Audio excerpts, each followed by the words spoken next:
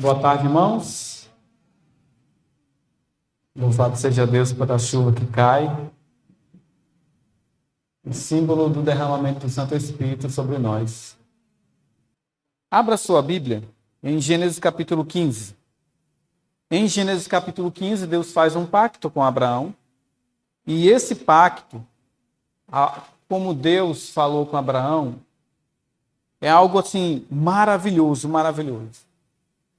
Abraão estava vindo de uma guerra, de um lutar contra reis. 5 reis se reuniram e atacaram Sodoma e Gomorra e levaram Jó cativo com suas posses. E Abraão foi guerrear contra esses reis, se uniu com 3 amigos, 3 reis, e foram. E quando eles chegaram lá, eles foram vitoriosos, tomaram os despojos, tomaram todos os que foram levados cativos e estavam retornando. No meio do caminho ele encontra Melquisedeque, e Melquisedeque abençoa Abraão. Isso aqui, esse ato de bênção de Melquisedeque a Abraão é muito profundo. Nós não vamos aprofundar nele aqui. Mas é tão profundo que lá na frente, quando Jesus vai falar com os discípulos, ele faz referência a Melquisedeque. Quando Paulo vai falar, ele faz referência a Melquisedeque, que era o rei de Salém, rei de paz. E a gente olha às vezes para a palavra do Senhor e vê algo assim, o Senhor fazendo uma coisa a primeira vez, como por exemplo a Santa Ceia. A Santa Ceia, nós pensamos, Deus estabeleceu a Santa Ceia, Jesus Cristo, naquele momento antes da crucifixão. Engano. Se nós tivéssemos um pouco mais de profundidade na palavra, a gente ia perceber que a Santa Ceia já existia.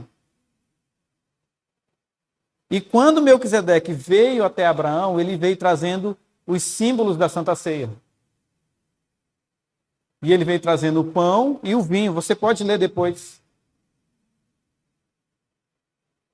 Melquisedeque não tinha genealogia. Ele era um representante de Cristo. Quando Abraão viu Melquisedeque, ele viu Cristo. E trouxe o pão e o vinho. Emblemas do corpo de Cristo. Coríntios fala. Então, essas coisas estavam bem latentes, bem fixas em Abraão. Quando ele viu Melquisedeque, ele realmente compreendeu. Só que a gente lê, Melquisedeque trouxe pão e tal, e Abraão deu o dízimo para ele, dos despojos. Foi só isso que a gente lê. Aí a gente usa o texto do dízimo para solidificar o dízimo, mas esquecemos das outras coisas. E mais na frente, é o que nós vamos ler agora. Depois dessa situação, desse momento que ele passou com Melquisedeque, ele volta e ele sente medo. Porque os reis que ele tinha destruído, os liderados, nem todos morreram. E Abraão tinha o receio desses homens se reunirem e voltar para matá-lo. E aí você vai observar agora o que Deus fala para Abraão. Nós vamos ler a partir do verso 1. Antes vamos curvar nossas frontes e vamos pedir ao nosso Pai que nos dê entendimento da sua palavra. Ó Pai, a sua palavra está aberta. Da mesma forma como o Senhor veio a Abraão, o Senhor vem e está aqui a falar. E nós possamos ter essa fé, acreditar, assim como nosso pai, Abraão, se alegrou em ver o Senhor, em ouvir a sua palavra. possamos também nos alegrar ao ouvir a sua palavra, Senhor. Nós te pedimos essas bênçãos em nome de Jesus. Amém. Diz assim: depois dessas coisas, a palavra do Senhor veio a Abraão em uma visão, dizendo: não temas, Abrão, eu sou o teu escudo, e a tua recompensa será infinitamente grande. Imagine, Abraão estava receoso de que aqueles homens que ele tinha destruído, a maior parte dele, voltasse. E aí vem uma visão do Senhor, e o Senhor fala a Abraão: olha, Abraão, não temas. Eu sou o teu escudo. O que realmente Deus estava falando a Abraão? Não te preocupa com o que, se eles vão vir. Eu estou defendendo você.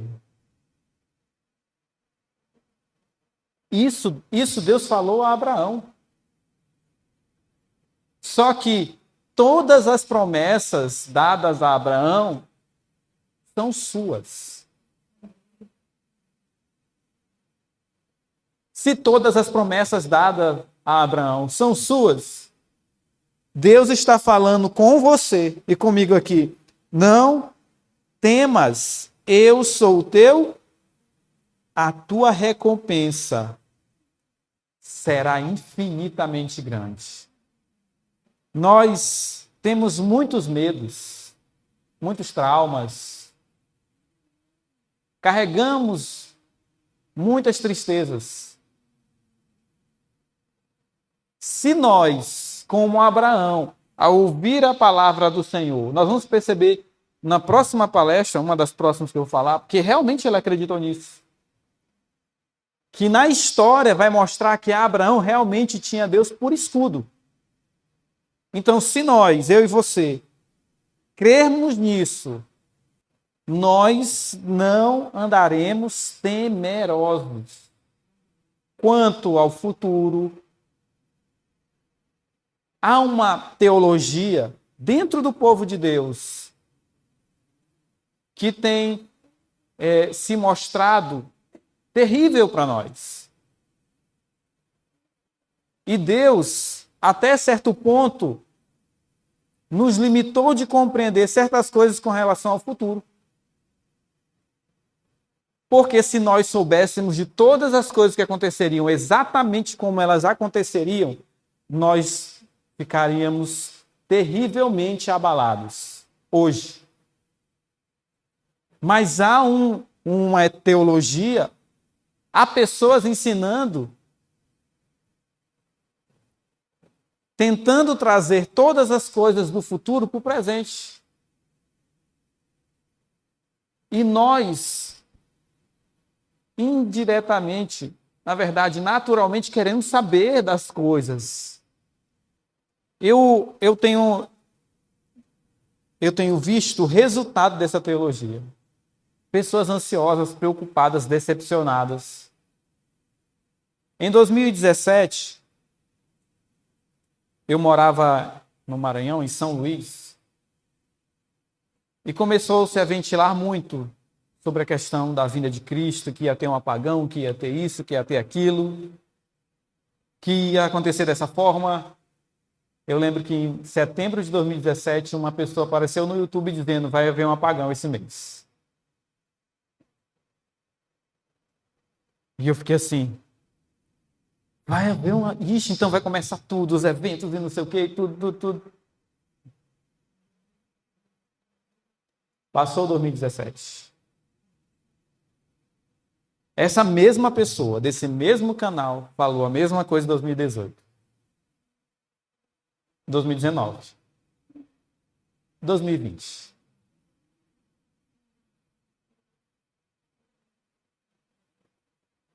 A última foi em abril deste ano. Vocês não ouviram falar que havia um apagão? Em abril. Houve apagão? O que essas pregações, essas ideias trazem para nós? Preocupação. Ansiedade. Você começa a buscar coisas e coisas e coisas. O Senhor diz na palavra dele: as coisas que vão acontecer serão terríveis como nunca houve. Ele não diz exatamente o que vai acontecer, mas que vai ser terrível, vai. Só que ele não fala para que a gente não fique perplexo com o que vai acontecer. Exatamente isso, irmãos. Exatamente. Na verdade, o Senhor quer nos ensinar que mesmo as coisas terríveis que vão acontecer, Ele é o nosso. É isso. Diante das tribulações, diante dos acontecimentos finais, Deus vai ter um povo como Abraão, que ouviu e creu. Eu sou o teu escudo. Eu tenho visto pessoas indo para o campo. Já moro no campo há pouco mais de 3 anos.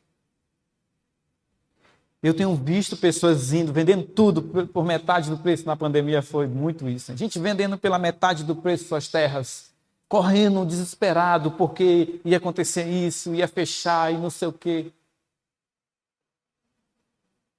Nós estamos sendo guiados pela vista ou pela palavra de Deus? Nós precisamos entender isso. Deus é o nosso escudo. Eu não estou dizendo que as pessoas não devem sair da cidade, que devem permanecer lá. Não falei isso aqui.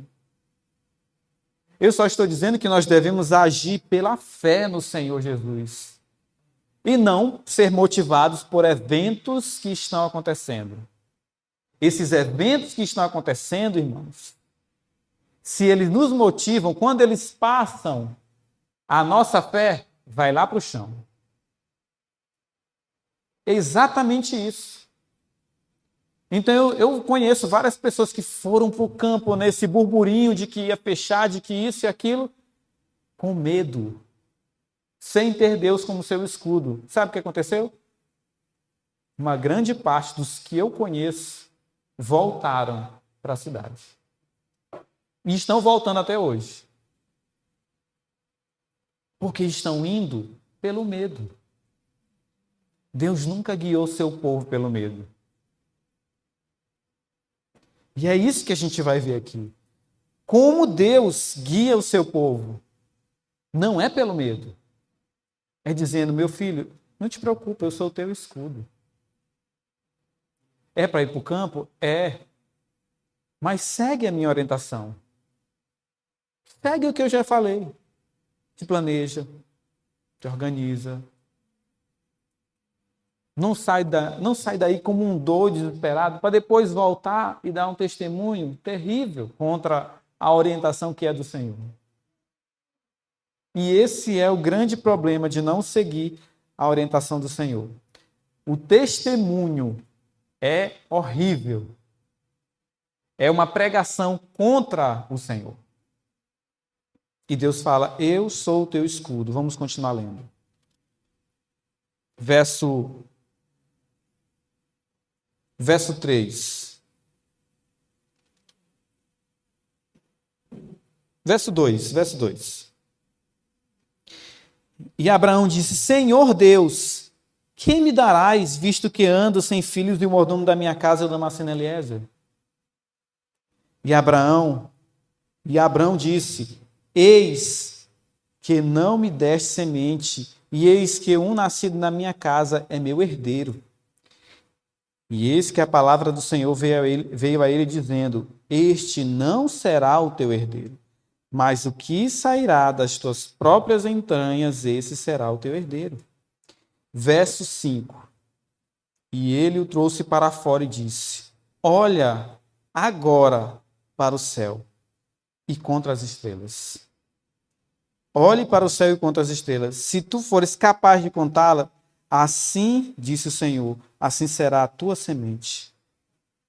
E creu ele no Senhor Jesus, e ele atribuiu isto por justiça. justiça. Parece um pouco fora do normal, né? Deus entrega a justiça para uma pessoa que não era justa e aparentemente não fez nada para ser justo, era um pagão, dizendo assim: olha para o céu e conta as estrelas. Tu consegue contar, Abraão? Assim será a tua descendência. Olha para o céu. No livro A Mensagem do Terceiro Anjo, de 1893, Jones fala assim: quando Deus fala isso a Abraão, para nós ele está falando assim: olha para a quantidade de pecados que você tem. Você consegue contar? Olha para os seus defeitos de caráter. Você consegue contar? Você consegue contar? São muitos. Se você crê no Senhor Jesus, tudo isso vai ser limpo. Pelo poder de Deus na sua vida. É assim que ele fala. Na Mensagem do Terceiro Anjo de 1893. Irmãos, quando eu li, eu disse: Senhor, é isso. E eu estou tentando fazer isso, reforma, fazer isso, fazer aquilo, para receber a justiça que o Senhor me dá de graça. Somente pela fé. Só pela fé, irmãos. Se nós crermos no Senhor Jesus, nós receberemos a justiça de Cristo. E aqui nós vamos ver que justiça é essa. O que é a justificação pela fé pregada a Abraão? Ellen White diz que a justificação pela fé é a obra, isso aqui é muito conhecido, né? É o ato de Deus de lançar a glória do homem no pó e fazer o quê? Por ele aquilo que ele não pode fazer. Abraão não podia se limpar. O Jonatas também não. Ninguém que está aqui pode. Nenhum ato nosso de obediência consegue limpar. A menos que Cristo nos limpe. Irmãos, quando Deus pregou a Abraão e ele creu, ele foi tornado justo. Não é algo difícil. Nós não precisamos caminhar de joelhos quilômetros para receber perdão. Ninguém precisa fazer penitências. Nós aprendemos isso com outra denominação.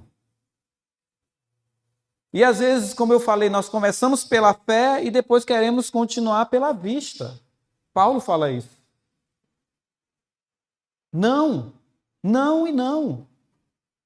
Deus nos levantou com uma mensagem poderosa, irmãos, de limpeza de pecados, de vida justa. Abraão foi tornado justo. Então nós precisamos entender essas coisas. Abra sua Bíblia em Romanos capítulo 4. Romanos capítulo 4, versos 6 até o 9. Diz assim: assim também Davi declara: bem-aventurado é o homem a que... vamos ler a partir do verso 5. Mas aquele que não trabalha, mas crê naquele que justifica o ímpio, sua fé é atribuída, é imputada como justiça. Assim também Davi declara: bem-aventurado o homem a quem Deus atribui justiça sem as obras. Dizendo, olha que Paulo diz que Davi fala: abençoados são aqueles cujas iniquidades são perdoadas e cujos pecados são cobertos. Abençoado é o homem a quem o Senhor não imputa o pecado. Venha então esta bênção só para a circuncisão ou também para a incircuncisão? Pois dizemos que a fé foi imputada a Abraão como justiça. Abraão era circuncidado quando foi tornado justo ou era incircuncidado? Está escrito no capítulo 17 que há a circuncisão. Nós lemos do 15. Então, irmãos, essa bênção dada a Abraão é uma bênção que é dada a todos. Para que a bênção de Abraão seja dada a nós. A todos os seres humanos. Nós receberemos isso pela fé e passaremos isso para as pessoas. Há pessoas sofrendo aí fora. Com medo, com tristeza, atribuladas pelos seus pecados. Sem uma esperança, sem um Salvador. E nós temos na palavra do Senhor a bênção. A bênção é a justificação pela fé. Quando o fariseu estava orando e batendo no peito, dizendo: Senhor, eu sou melhor do que esse rapaz aqui. Eu faço jejum, eu faço isso, eu faço aquilo. E aquele homem: tem misericórdia de mim, o publicano, pecador. Aquele publicano reconheceu que ele não tinha condição em si mesmo de ter qualquer melhora. E ele foi buscar a Deus como se não tivesse, não tivesse mesmo nenhuma, fora de Cristo, nada que pudesse resolver o seu problema. E Deus, Jesus Cristo, declara ao contar: ele saiu justificado. Ele estava pedindo perdão e ele saiu justificado. Ele recebeu a justiça. O que é ser justificado? Está escrito bem aqui, ó. Bem-aventurado aquele homem que o Senhor, abençoados são aqueles cujas iniquidades são perdoadas e os pecados são cobertos. 30 anos na igreja e eu com os pecados à mostra. Sem Cristo para cobrir meus pecados. Preocupado com os meus defeitos de caráter, com os pecados trazidos, pedindo perdão a Deus sem crer que Ele realmente perdoava meus pecados. Sem confiar que isso é verdade, que quando você confessa e deixa, você alcança misericórdia. Sem crer nisso. Quantas vezes nós não já oramos pedindo perdão e saímos com o mesmo senso de peso sobre nós? Quando Deus diz: perdoados estão os teus pecados, acabou. Está realmente perdoado. Isso é verdade, irmãos. Isso é verdade.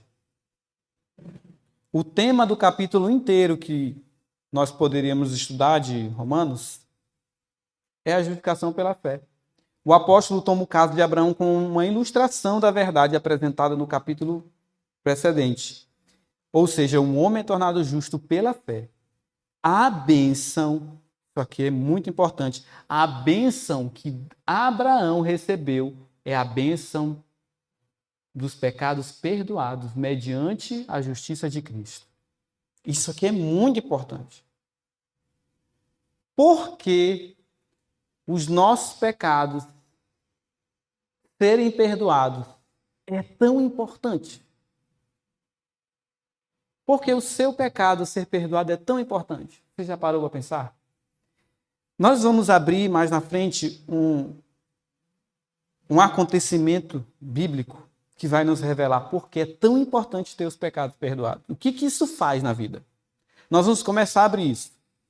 Portanto, quando lemos em Gênesis, que em Abraão todas as famílias da terra seriam abençoadas, sabemos que a bênção que está referida ali era o perdão dos pecados. Ou seja, quando Deus falou a Abraão: em ti todas as famílias serão abençoadas, ele estava perdoando os pecados não só de Abraão, mas de todos aqueles que são filhos de Abraão. Herdeiros, como Ivan falou aqui, que creem em Jesus Cristo. Isso pode ser positivamente comprovado em Atos 3, 25 e 26, que diz assim: vós sois os filhos dos profetas e da aliança que Deus fez com os vossos pais, dizendo a Abraão: na tua descendência serão abençoadas todas as famílias da terra. Ressuscitando Deus a seu filho Jesus, que é a descendência de Abraão, primeiro nos enviou a vós, para que nisso vos abençoasse. Que bênção é essa? Perdoar os seus pecados. E como é que isso acontece? No apartar cada um de vós das vossas maldades.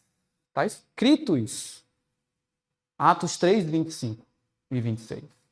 Então essa bênção é o perdão. E o perdão faz com que eu me aparte da iniquidade que eu carrego. O que é apartar? É separar. É afastar.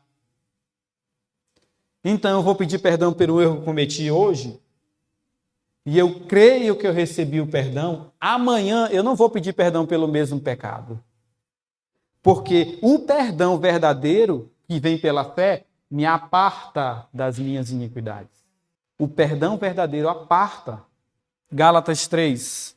Gálatas capítulo 3, verso 13, diz assim: Cristo nos resgatou da maldição da lei, fazendo-se por nós uma maldição, porque está escrito: maldito é todo aquele que for pendurado no madeiro.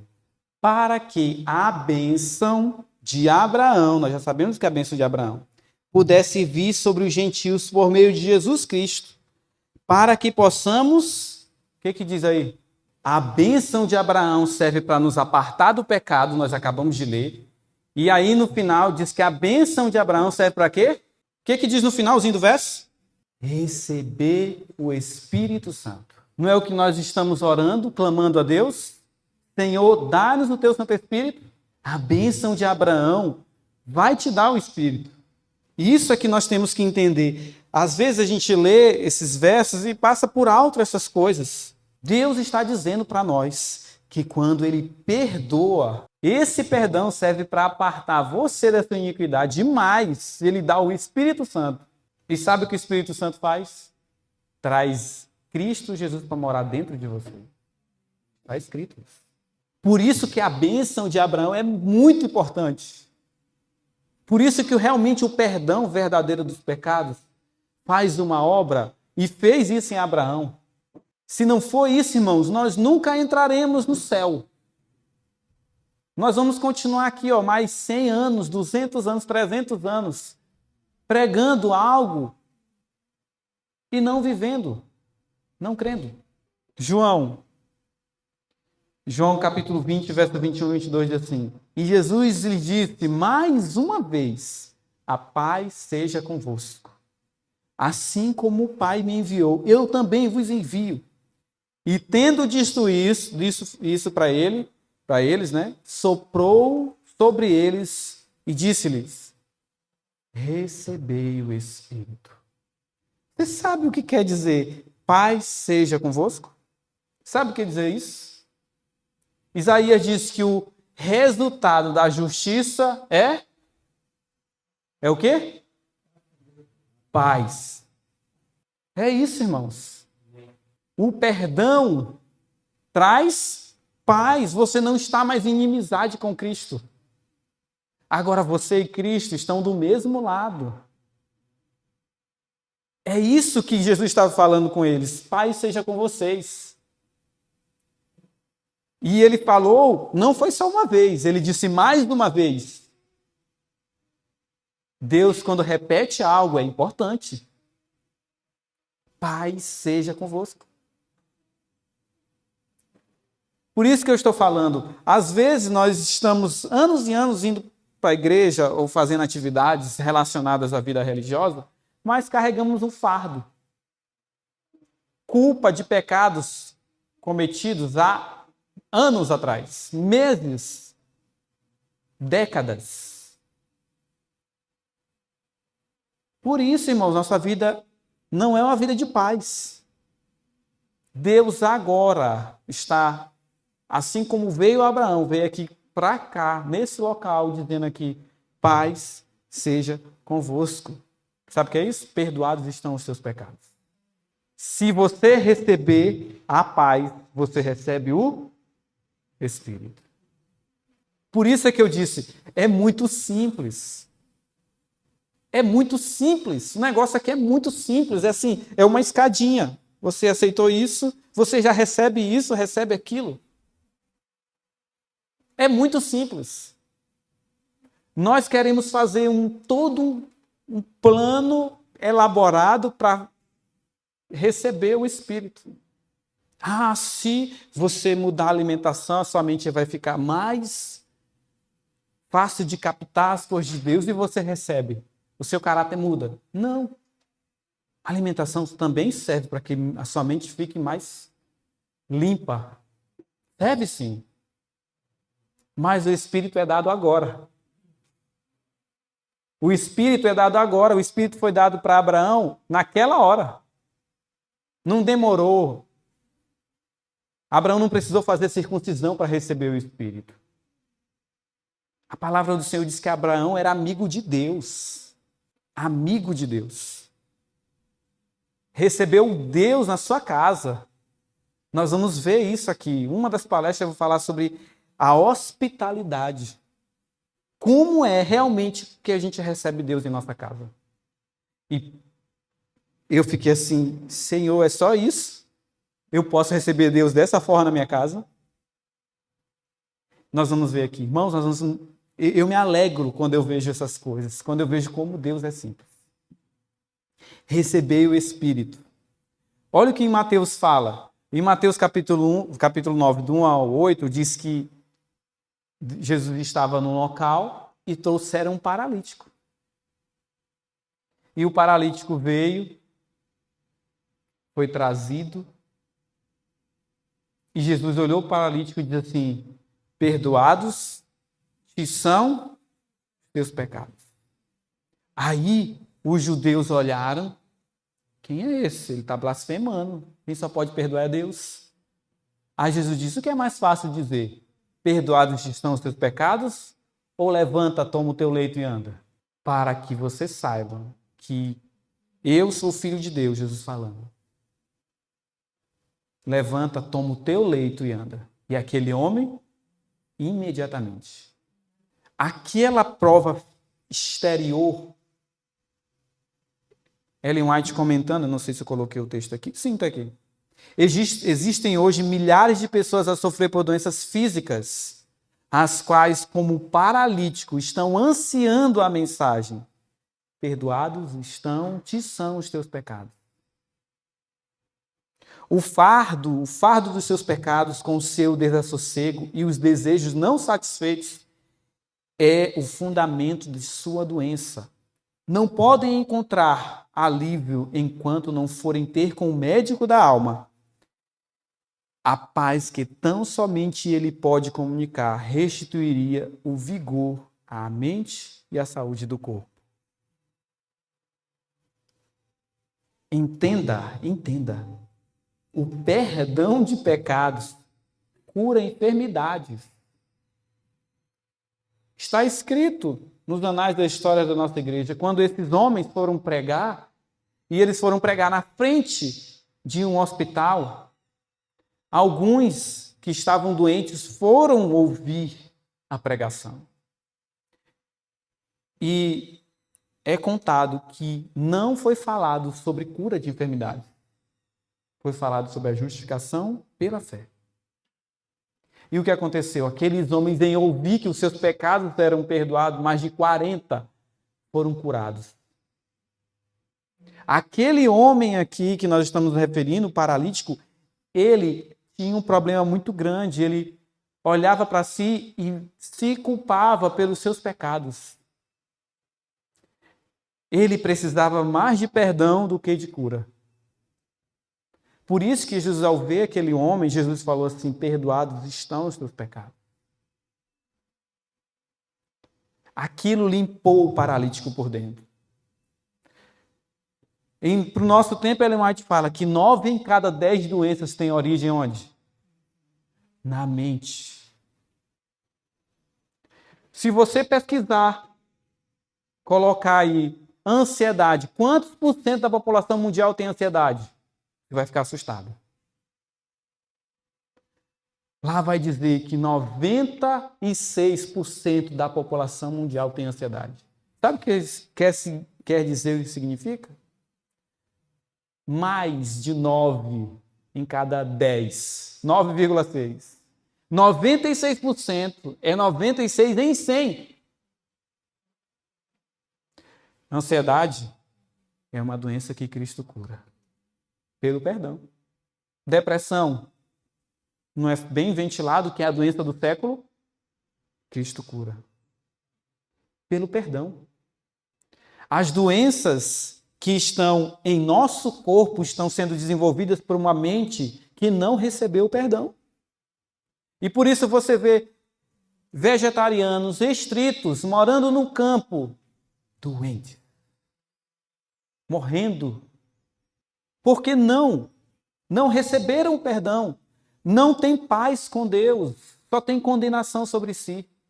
Não são como Abraão. Eu sou o teu escudo. Fique tranquilo. Eu estou contigo. Não são como Abraão, não acreditam. Por isso a sua saúde é debilitada. Talvez aqui tem pessoas que estão sofrendo doenças, resultado de uma mente doente. Nós precisamos entender, nós estamos caminhando para um tempo, irmãos, que se não for Deus pelo povo dele, ninguém vai conseguir resolver. Se não for Deus por você, nada você vai conseguir fazer.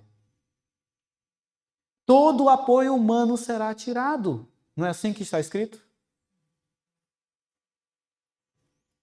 Se todo o apoio humano será tirado, quem será o teu escudo?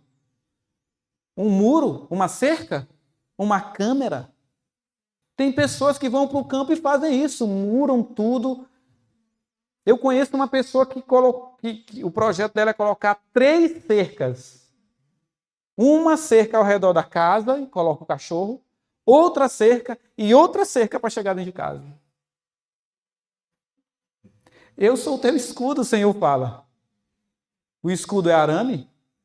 Não estou falando que nós não devemos ter cercas. Outro dia a gente estava plantando milho, o gado do vizinho entrou e comeu tudo. Mas nós não temos que ter a cerca como nosso escudo. A cerca não é escudo para ninguém. Nada é o nosso escudo a não ser Cristo. E se nós não tivermos essa certeza em nosso coração, irmãos, qualquer situação que aconteça, nós vamos nos desestabilizar. Muito obrigado. Qualquer situação. Você vai ficar... e agora? O que eu faço? Deus é o nosso escudo. E agora nós vamos ver realmente o que é o perdão, assim, de uma forma profunda na palavra de Deus. Abra sua Bíblia. 2 Samuel. Estamos já finalizando. 2 Samuel. Quando eu li isso aqui, irmãos, que nós vamos ler agora, eu fiquei maravilhado. Eu nunca pensei nisso. Deus realmente é poderoso. E Ele deixou tudo escrito, de forma simples. Eu gostaria que alguém pudesse ler esses versos. De 2 Samuel, capítulo 19, do 9 ao 14. E, em todo o país, eles começaram a brigar. Eles diziam: o rei Davi nos livrou dos nossos inimigos. Ele nos livrou dos filisteus, mas agora fugiu de Absalão e saiu do país. Nós escolhemos Absalão para ser o nosso rei, mas ele morreu na batalha. Então, por que não tentamos trazer o rei Davi de volta? O rei Davi soube do que os israelitas estavam dizendo. Então enviou o sacerdote Zadok e Abiatar aos líderes de Judá para perguntarem o seguinte: por que vocês seriam os últimos a ajudar a trazer o rei de volta ao seu palácio? Vocês são meus parentes, da minha própria carne e do meu próprio sangue. Por que vocês seriam os últimos a ajudar a me trazer de volta? Davi também mandou-os dizer a Amasa: você é meu parente. De agora em diante, você será o comandante do exército em lugar de Joabe. Que Deus me mate se eu não fizer isso. Com essas palavras, o rei ganhou o coração de todos os homens de Judá, e eles mandaram-lhe dizer que voltasse com todos os seus oficiais. Amém. Obrigado, irmão. Se você não leu o contexto, você não vai perceber o que está escrito aí. Eu vou explicar. Absalão se revolta contra Davi. E a palavra do Senhor diz, 3 capítulos para trás, que ele roubou o coração do povo de Davi. Então, todos aqueles que iam ter com Davi, ele chegava antes e dizia, olha, papai não vai conseguir resolver teu problema, mas eu vou, quando eu for rei. Então, todos começaram a olhar para Absalão com esperança, ele vai resolver meu problema. E Absalão sai da casa do seu pai, vai para Hebrom e diz assim, e se autoproclama rei. E quando ele faz isso, uma multidão segue ele. Não só de Israel, das 10 tribos, mas também de Judá e Benjamim. A tribo de Davi seguiu Absalão, a maior parte. E Absalão reuniu um exército muito grande e foi para batalhar contra o seu pai. Só que o seu pai não foi para a batalha. Os servos não deixaram. Tudo bem.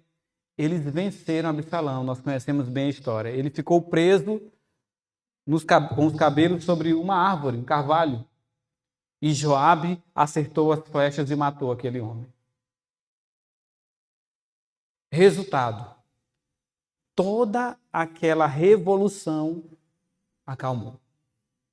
E agora, Davi quer voltar para Jerusalém, porque ele tinha saído fugido com algumas pessoas que ele confiava. E ele quer voltar, mas tem um problema. O povo não quer que ele volte. Você sabe por quê? O costume da época, se você se rebelasse contra o rei, o que aconteceria com você? Imediatamente.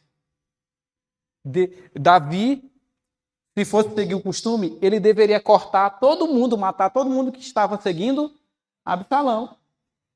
E todos que seguiram Absalão tinham um lado, se colocaram daquele lado.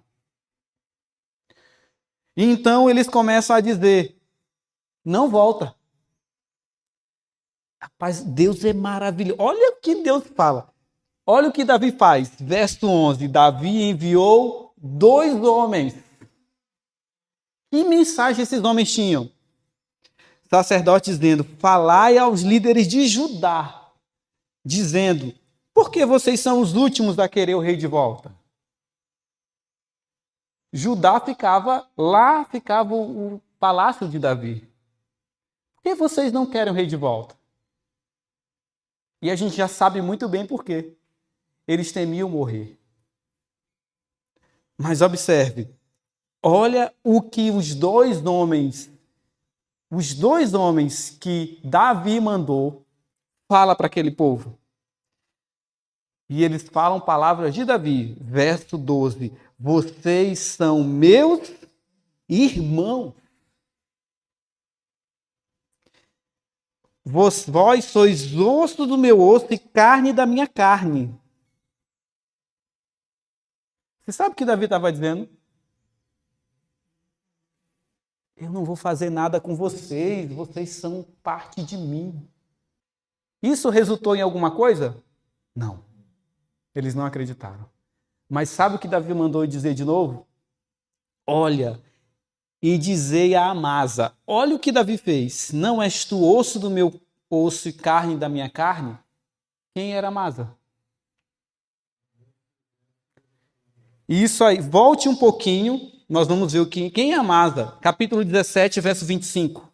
17 e 25 diz assim, e Absalão fez de Amasa capitão do exército em lugar de Joabe. Joabe era o capitão do exército de Davi. E esse Amasa era filho de um homem o nome era Itra, um ismaelita. Ok, tudo bem. Essa é a informação que nós precisamos. Amasa era capitão do exército de Absalão. Amasa foi colocado num posto para matar Davi. E você sabe o que Davi fez? Olha o que está escrito aqui. Amasa, tu é osso do meu osso e carne da minha carne. Assim faça a Deus outro tanto, se tu não fores capitão do exército diante de mim continuamente no lugar de Joabe. Você teria coragem, no lugar de Davi, de colocar a pessoa que estava organizando a sua morte como capitão do seu exército? Você faria isso? É muito forte, irmãos. Você teria coragem, sabendo que aquela pessoa roubou a sua casa, trazer a pessoa para a sua casa? Você teria coragem? Irmãos, sabe o que isso fez com o povo? Está no verso seguinte. E ele dobrou o coração de todos os homens de Judá, tal como o coração de um homem. Ele quebrou o coração. Aquele povo não acreditava que Davi tinha estendido perdão a ele. Não acreditava que eles seriam justificados, perdoados. Não acreditava. Quando Davi faz isso, todo o povo, ele fez isso com aquele que queria matá-lo. Ele colocou Amasa como um primeiro. Irmãos, você ainda não entendeu. Exatamente isso aqui é a nossa história. Essa história aqui é a história de Abraão. Essa história é a nossa. Deus falou assim, Deus prometeu que vai nos fazer assentar nos lugares. Mas quem nós somos? Amasa. Nós batalhamos contra o exército de Deus. É isso aí. Nós nos rebelamos contra Deus. Nós fazemos planos. E Deus oferece um lugar no céu, não só um lugar no céu qualquer. Ele oferece um lugar no trono, irmão. Por isso é que quando eu li, Senhor, o que a Amasa fez para merecer isso aqui? O que foi? Nada. Ele só tinha que aceitar e ele só tinha que crer. Porque se ele não cresce, ele ia para lá pensando, Davi está planejando algo para fazer comigo. Ele vai me botar lá perto dele, depois corta o meu pescoço, adeus. E muitas vezes é assim que nós agimos com Deus, dessa forma. Nós olhamos para nós mesmos e vemos, nós não temos condição. E aí vê uma bondade tão grande, não, isso é muito bom para ser verdade. Isso não é verdade. Ele está fazendo isso porque ele quer me punir. Deus revelou o plano da salvação em uma história tão simples. Tão simples, irmãos. E com isso, ele quer dobrar o nosso coração, um coração de pedra. Ele quer transformar o coração de pedra do ser humano, do Jonatas, do Léo, em um coração de carne. Só podemos ter um coração transformado se a gente olhar para Cristo e ver isso bem aqui. Esta misericórdia. Se nós não olharmos para Cristo vendo isso aqui, irmão, com esse olhar, nós vamos caminhar como povo, com medo. Com medo. Ele vai vir, ele vai me destruir. Já foi, irmãos, da minha casa. Deus quer destruir você. Falando isso para mim. E eu fiquei assim, Deus estava em Cristo, a palavra do Senhor diz, reconciliando consigo o mundo. O que Deus queria fazer não era destruir o ser humano. Nunca quis destruir. Ele está reconciliando. E ele mandou Jesus Cristo, osso dos nossos ossos, carne da nossa carne. Está escrito.